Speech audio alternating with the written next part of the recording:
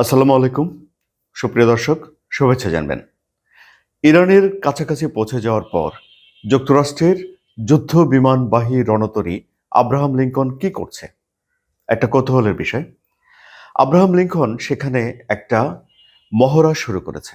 কি মহড়া? কত দ্রুত এয়ারক্রাফট নামানো যায় সেই রণতরীতে এবং সেটা উড়িয়ে দেয়া যায়।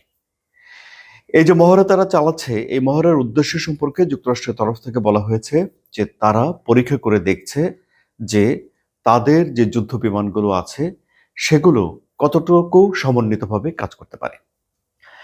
এখন এই ধরনের একটা মহড়া যখন চালানো হয় তখন এই মহড়ার অনেকগুলো বার্তা দেয়া হয়। অর্থাৎ এই মহড়া থেকে অনেকগুলো বিষয় বুঝে নেওয়ার আছে আশেপাশের দেশগুলোর কিংবা সংশ্লিষ্ট দেশগুলোর। কি সেই বিষয়গুলো? প্রথম বিষয় হলো যে এই মহড়ার অন্যতম মানে ১ নম্বর উদ্দেশ্য হলো এটা বোঝানো যে যুদ্ধের জন্যে যারা মহড়া করছে তারা প্রস্তুত। অর্থাৎ তাদের যুদ্ধ বিমানগুলো কত দ্রুত তারা তুলতে পারে, কতক্ষণ তারা আকাশে রাখতে পারে এবং কত সুনিপুণভাবে পরিচালনা করতে পারে ওই অঞ্চলে, ওই এনভায়রনমেন্টে, ওই পরিস্থিতিতে সবকিছুকে একটা যাচাই বাছাই করে নেয়া। অর্থাৎ এটি বার্তা দেয় যে তারা যুদ্ধের জন্য প্রস্তুত। তাহলে কি এখন ডোনাল্ড ট্রাম্প এটি বার্তা দিচ্ছেন যে যুক্তরাষ্ট্র এবং ইসরায়েল ইরানের সঙ্গে যুদ্ধ করার জন্য প্রস্তুত বা ইরানে আক্রমণ করার জন্য প্রস্তুত? মৌখিকভাবে এখনো পর্যন্ত এই ধরনের কোনো কথা বলা হয়নি। কিন্তু ইরানের জন্য অবশ্যই এটা একটা হুমকি যে তার বাড়ির কাছেই মানে তার কাছাকাছি একটা জায়গাতে মার্কিন একটা রণতরী সেখানে মোতায়েন করা হয়েছে এবং তারা এক ধরনের মহড়া শুরু করেছে। দ্বিতীয় যে বিষয় হলো যে, যে মিত্র দেশগুলো রয়েছে তাদের সঙ্গে এই রণতরীর একটা সমন্বয় প্রতিষ্ঠা করা। অর্থাৎ এর জন্য তো গোয়েন্দা সহায়তা লাগবে এবং নানা ধরনের সমন্বয়ের বিষয় রয়েছে বাহিনীগুলোর মধ্যে। সুতরাং এটা একটা যাচাই বাছাই করে দেখা। এই মহড়ার সময়ই এই যে আব্রাহাম লিঙ্কনের আকাশ প্রতিরক্ষা ব্যবস্থা ঠিকঠাক আছে কিনা, তার সঙ্গে আরো যেসব ডেস্ট্রয়ার রয়েছে সেগুলোর সঙ্গে সমন্বয় আছে কিনা, এগুলোর একটু যাচাই বাছাই করে নেয়া। আপনাদের মনে আছে নিশ্চয়ই যে ইরানও কিছুদিন আগে একটা মহড়া করেছে। যেই মহড়াতে তারা তাদের ক্ষেপণাস্ত্রগুলো ঠিকঠাক মতো কাজ করে কিনা, পজিশন ঠিক আছে কিনা সেগুলো পরীক্ষা করে দেখেছে এবং ডেফিনেটলি তাদের আকাশ প্রতিরক্ষা ব্যবস্থা ঠিক আছে কিনা সেগুলো তারা পরীক্ষা করে দেখেছে। এখন মধ্যপ্রাচ্যে এসে আব্রাহাম লিঙ্কন যখন এই মহড়া চালায় তখন পরিস্থিতিটা কি চলুন সেটা আমরা একটু বিচার বিবেচনা করি। পরিস্থিতি হলো যে ইরান স্পষ্ট করে ঘোষণা দিয়েছে যে তার প্রতিবেশী কোনো দেশ যদি যুক্তরাষ্ট্রকে সহায়তা করে ইরানে হামলার জন্যে, তাহলে সেই দেশগুলোকেও শত্রু গণ্য করবে ইরান। অর্থাৎ ইরানের হামলা থেকে সেই দেশগুলো রক্ষা পাবে না। এখন ইরানের আশেপাশে দেশগুলোর পরিস্থিতি কি? পরিস্থিতি হলো যে ইরানের আশপাশে ১৯টি মার্কিন ঘাঁটি রয়েছে। তার মধ্যে ৮টি উপসাগরীয় দেশে ৮টি স্থায়ী ঘাঁটি যুক্তরাষ্ট্রের, সবচেয়ে বড় হলো কাতারে, সৌদি আরবেও আছে। আর অস্থায়ী সব মিলিয়ে মোট ১৯টি ঘাঁটি রয়েছে। তো ইরান যখন এই ঘোষণা দিয়েছে তারপর আমরা দেখতে পেলাম যে আবু ধাবি তারা বলেছে যে তাদের আকাশসীমা, জলসীমা, তাদের মাটি ব্যবহার করে ইরানকে কেউ হামলা করবে এটি তারা করতে দেবে না। আবার ধরুন সৌদি আরবের যে ক্রাউন প্রিন্স রয়েছেন এমবিএস,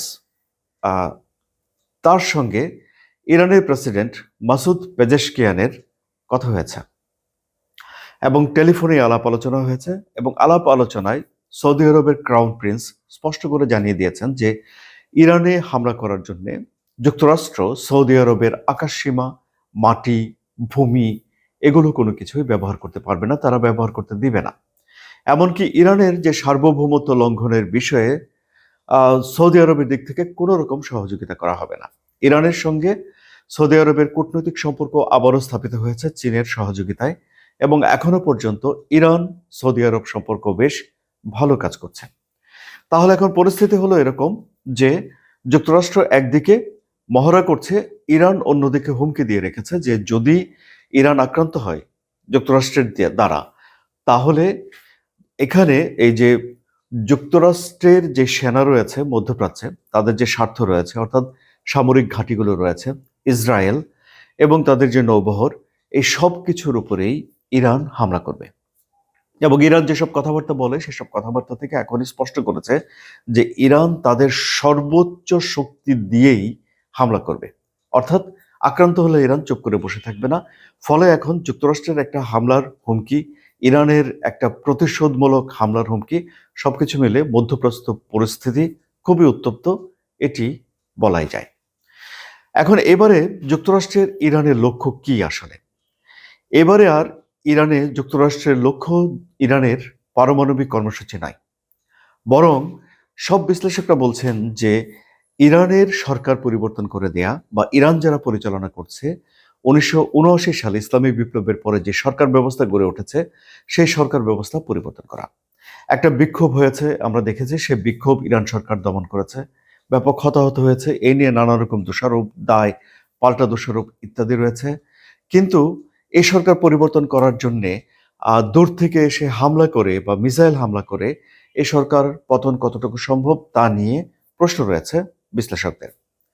এমনকি তাহলে কি দ্বিতীয়বার আবারও কি ইরানের সর্বোচ্চ নেতার বিরুদ্ধে কি ইরানের ভিতরে বিক্ষোভ দানা বেঁধে উঠবে?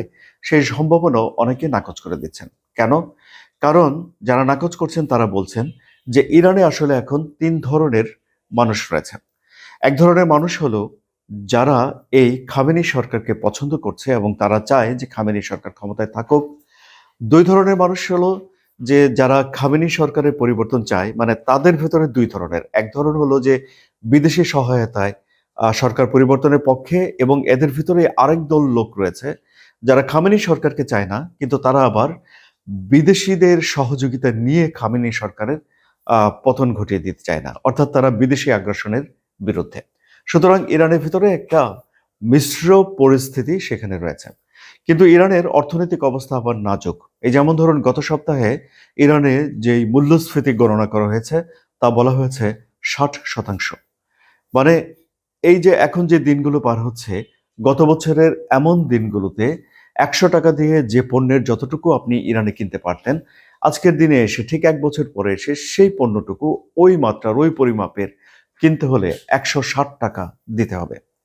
আবার ধরুন ওখানে ডলারের বিপরীতে ইরানের যে স্থানীয় মুদ্রা রিয়াল, তার মান আরেকটু ব্যাপকভাবে পড়েছে।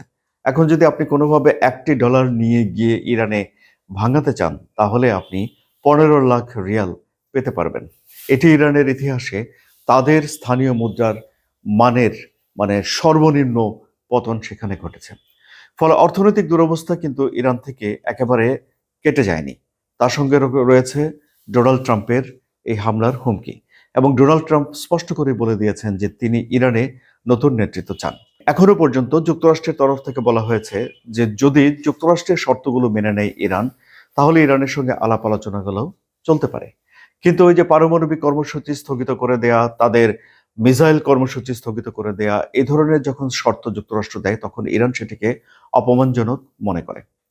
ফলে এখন এই যে মহড়া সেখানে হচ্ছে, সেই মহড়া এক ধরনের উত্তেজনা তৈরি করছে। এই মহড়ার আরো কিছু উদ্দেশ্য রয়েছে। সেগুলো হলো যে যেখানে মহড়া হয় তার আশেপাশে নির্দিষ্ট কোনো দেশকে লক্ষ্য করে তাকে মানে ভয় জাগানো।